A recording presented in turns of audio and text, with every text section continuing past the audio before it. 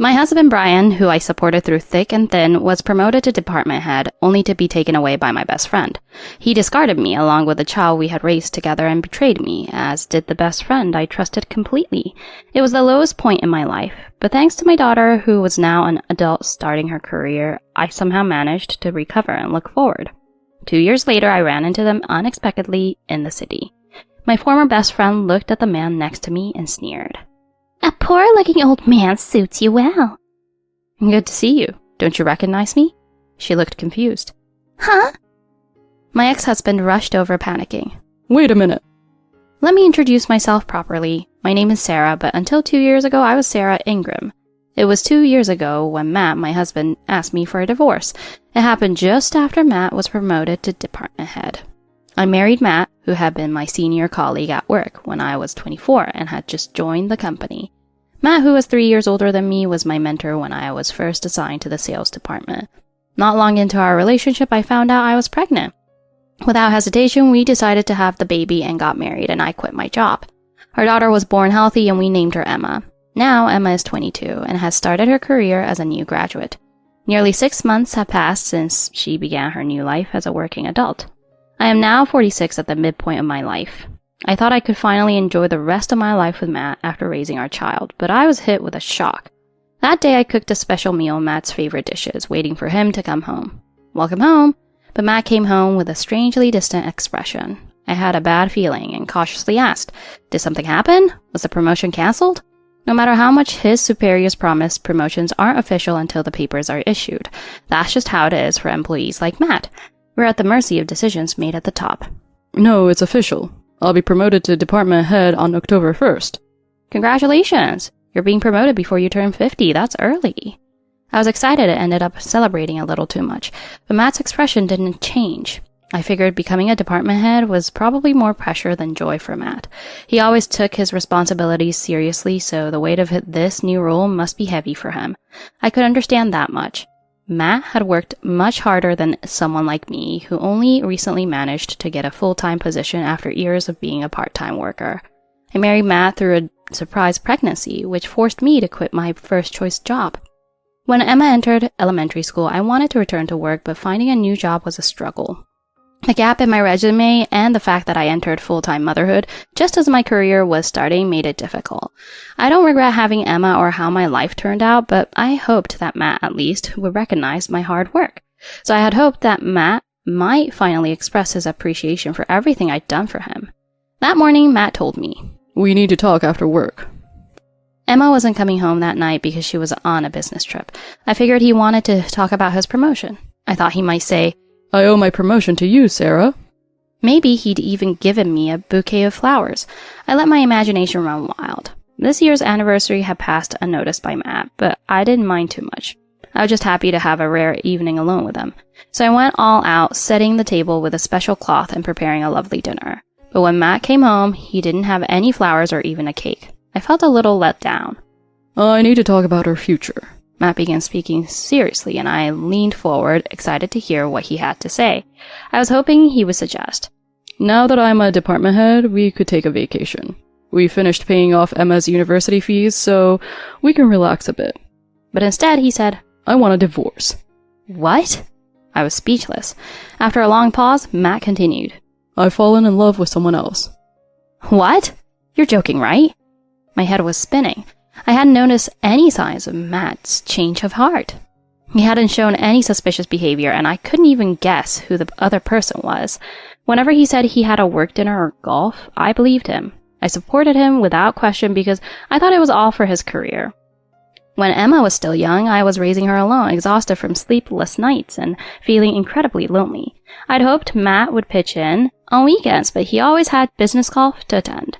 His ambition to succeed at work was so intense that I knew he wanted to prove himself to his superiors. So I chose not to complain and supported him from behind the scenes. I had witnessed firsthand how Matt was coldly treated by his boss after our unexpected pregnancy and my subsequent resignation. One of Matt's superiors had said, "He's a rookie with a slow work pace, but he sure knows how to get a woman pregnant fast." Matt faced constant criticism even though our colleagues didn't all support our decision to get married. Matt endured the criticism and worked incredibly hard, and that hard work paid off with his early promotion to department head. I always made sure to choose thoughtful gifts for his bosses and their families, even if it took extra time and effort. I smiled politely at events where I knew I was being judged for leaving work early. I did all this because I wanted Matt's promotion to reflect well on both of us. But rather than thank me, Matt was now planning the ultimate betrayal. Until Matt asked for a divorce, I hadn't suspected for a moment that he was having an affair. Was I foolish? Who's the other woman? I had to hear the truth even if it hurt. Perhaps Matt was just infatuated, and she wasn't serious about breaking up our family. You know her. She's someone close to you. My mind raced, imagining different faces. Was it a former coworker or one of Emma's friends? That would be too strange. She's too young, and it would make Matt look creepy.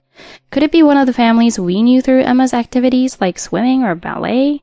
Matt never really took part in those activities, though, so it didn't make sense. Matt didn't even drive Emma to her lessons. Why was he stalling? Just tell me.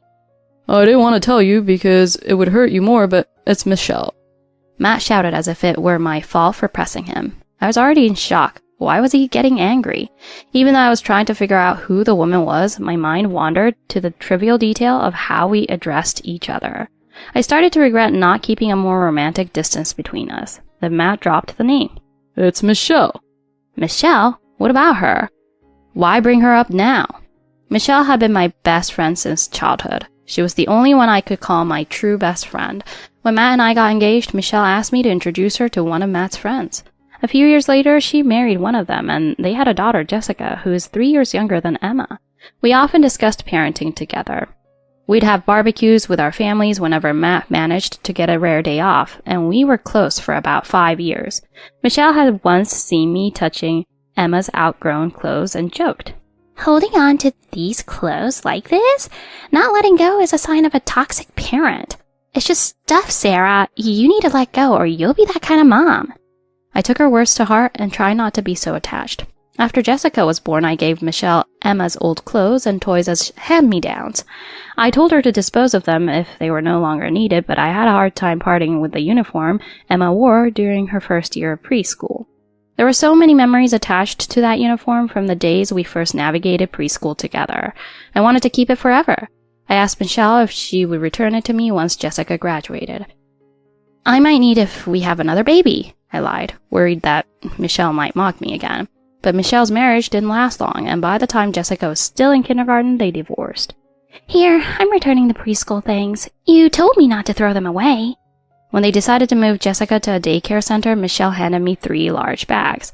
I was relieved to have them back, even though the sleeves were worn and the pleats I had sewn on had ripped off and replaced with others. I was genuinely happy to see them again. "It must be nice to be a housewife, huh, Sarah? I'm still dating, you know, but as a single parent, I can't have another baby for Jessica." She hadn't talked to me about her delicate marital problems. At the time, I had given up trying for a second child because Matt was working long hours and had no time for family. He'd often come home late, exhausted, and there was no room for discussion about fertility treatments. I let it go, grateful that I was better off than Michelle. When Michelle once accused me of still dating, I didn't deny it and just smiled it off. "The guy you introduced me to left me for another woman, Sarah, so it's your fault." Michelle picked a fight with me shortly after her divorce. She was the one who had asked me to introduce her to someone. I barely knew her ex-husband, and when I first met him, Michelle fell for his looks and actively pursued him. I had urged her to take things slow and get to know him better. But when she blamed me for the failure of her marriage, I was confused. Still, I understood that she was leaning on me as her friend in a tough time, so I didn't hold it against her.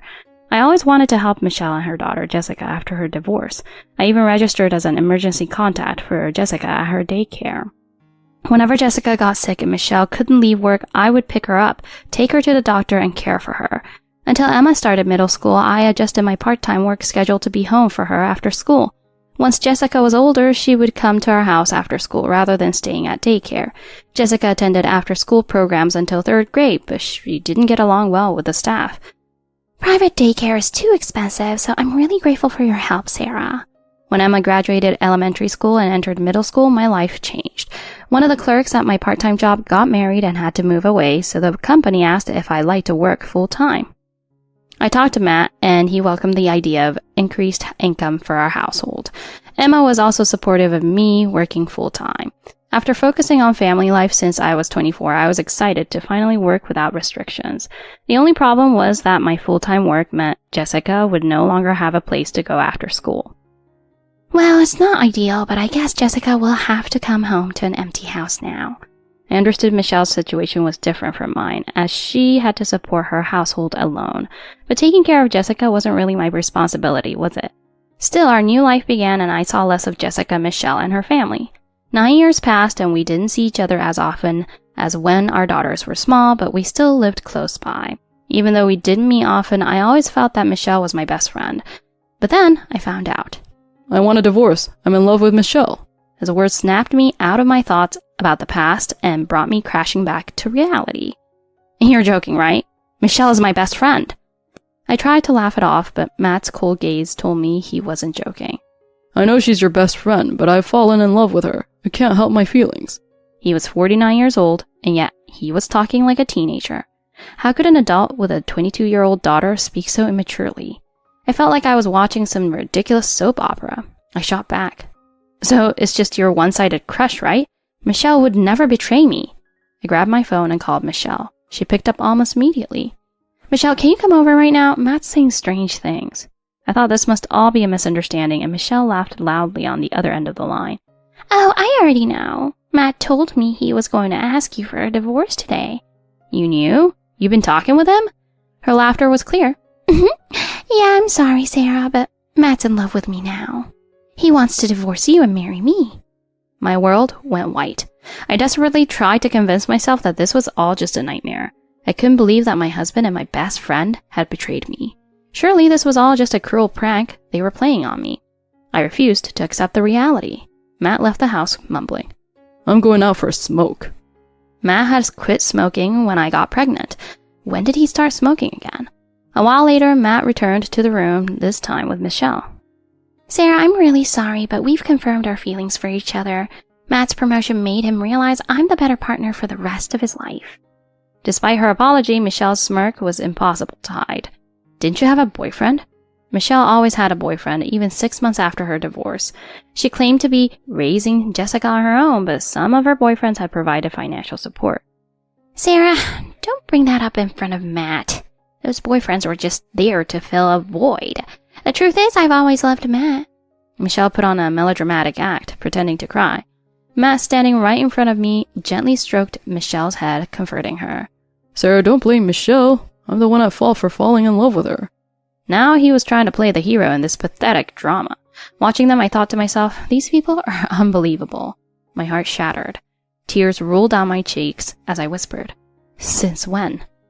We've been meeting in secret for a long time, but we started talking seriously about marriage after my promotion was confirmed. I had no idea they had been seeing each other behind my back. I felt so foolish for trusting them. Michelle must have seen Matt's promotion as a way to improve her life and proposed the idea of marriage. So, now that you know, hurry up and divorce him already. Michelle gloated. Her arrogance made my tears feel ridiculous. Fine, I'll divorce him. But I couldn't help asking, what about Jessica? Does she know? Don't ignore your daughter's feelings. Emma will never forgive you, Matt. At the mention of Emma, Matt looked guilty and dropped his gaze. Jessica turned 18 and moved out, so she's no longer my responsibility. It's probably Sarah's fault Jessica turned out so defiant, considering how often she looked after her. How could they say such terrible things?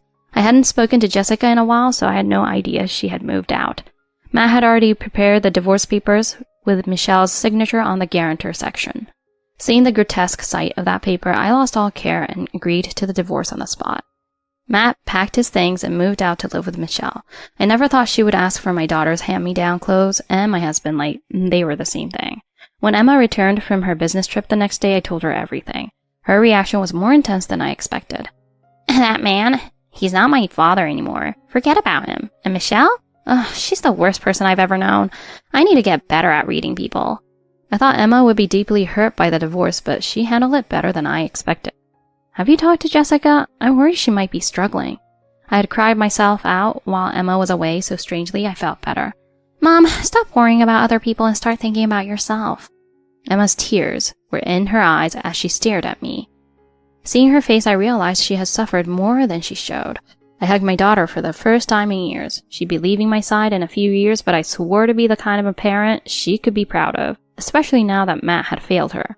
2 years passed without a word from Matt or Michelle. Emma was doing fine on her own, so there was no need to reach out to her father. Michelle had moved far away after marrying Matt, and we no longer crossed paths. But one day after attending a play, I ran into them by chance in the city. Our eyes met, and I couldn't pretend not to see them. "A poor-looking old man suits you well." She looked at the man beside me with disdain. I shot her a look. I had just enjoyed a lovely time with my new boyfriend Jonathan watching a play together. Michelle's words were nasty as always. Good to see you. Don't you recognize me? Michelle's smug expression vanished, and she stared at Jonathan in disbelief. Huh? Matt looked equally stunned. Wait, you're Jonathan? Jonathan had been Matt's senior at the company and even mentored him when he first joined. He had been looking after Matt at work, but Jonathan had taken the fall for a mistake Matt made and resigned. I hadn't known about this until recently when I reconnected with Jonathan through a mutual acquaintance. That was how we started dating. The reason Michelle recognized Jonathan was that I had once introduced him to her as a potential partner. She had rejected him back then because he was too old and not stylish. Jonathan wasn't fashionable, but he certainly wasn't poor. He wore high-end brands without flaunting logos. People like Michelle, who only saw value in flashy things, would never understand. Jonathan had cleaned up his appearance over the years, cutting his hair and switching from glasses to contacts. No wonder they didn't recognize him. By the time Emma started working, they were too wrapped up in their affair to notice Jonathan. Jonathan now owns the company where Emma works. What? He's a CEO? Michelle shouted while Matt stared speechless. If I'd known that, I wouldn't have married Matt. He's so cheap. What? Michelle's crass outburst only made me pity her more. Relax, it's not a big company, and my income isn't huge, but starting my own business worked out for the best. Jonathan had been forced to quit because of Matt's mistake. Matt, meanwhile, had played office politics, using golf to win favor with higher-ups. While I hadn't known about Matt's deceit back then, Jonathan had seen through him. Jonathan had still taken the blame for Matt. Comparing their character now, Matt and Michelle seemed so pitiful. Don't get too full of yourself just because you landed a CEO. I'll find someone better. Just then I saw Emma and Jessica standing behind Michelle. I felt guilty that they had to witness this embarrassing scene. I had promised to meet Jonathan for dinner with Emma and Jessica. Emma and Jessica had spent the day shopping, and we had planned to meet here after the play, but instead they had to run into their parents. Still relying on men after all these years? When will you learn? Emma's voice cut through the air loud and clear. Michelle turned, realizing she had been overheard. Jessica, how have you been? Emma, it's been a while, hasn't it? The shameful couple suddenly put on parental voices when they saw their daughters, but the girls looked at them with disdain. I'm sorry my mother says such rude things, Jonathan, Miss Sarah. There's no need to apologize for your parents, Jessica. As far as I'm concerned, that man is no longer my husband, so his actions don't affect me anymore. Jessica at 19 was more mature than her own parents. Don't say things like that, Dad. Being related doesn't make us family. Matt pleaded with Emma. Emma, we're still family. You can't just cut ties like that. And Jessica, you've always loved your mom, haven't you? I loved you until the divorce, but after that you started dating random men and moving us to different places. It made me uncomfortable and ashamed. I used to wish that Miss Sarah was my mom. Even when she was going through so much, she always thought about me. Jessica's heartbreaking words brought tears to my eyes. I hugged her and felt an unshakable bond between Emma and Jessica like real sisters. I promised to always treat them both as my daughters. Come on, let's leave these foolish people behind and go have a nice meal. After all, we're not even married yet. Jonathan, usually so gentle, couldn't help but throw out a sarcastic comment, though I knew he was still angry inside. Right, Jessica, what shall we eat? We left Michelle and Matt behind, still muttering under their breath. Later I heard through an old classmate that Matt and Michelle had divorced. Apparently Matt had finally reached his breaking point after Michelle repeatedly insulted him. Emma and Jessica have remained close ever since. During the divorce, I had been so devastated by the betrayal that I hadn't considered asking for alimony. But Jonathan advised me that I could still request it within 3 years, so I spoke to a lawyer to start the process. Jonathan also proposed to me and I accepted. He told me that he had always had feelings for me even when I first joined the company. He regretted not confessing sooner, but he had wished me happiness from a distance. When Emma joined his company, he found out that I had divorced and couldn't help but reach out. Looking back, I realized I had made a mistake with my first marriage, but fate led me to the right person in the end. Jonathan, Emma, Jessica, and I are planning a family trip together soon. I am truly happy now.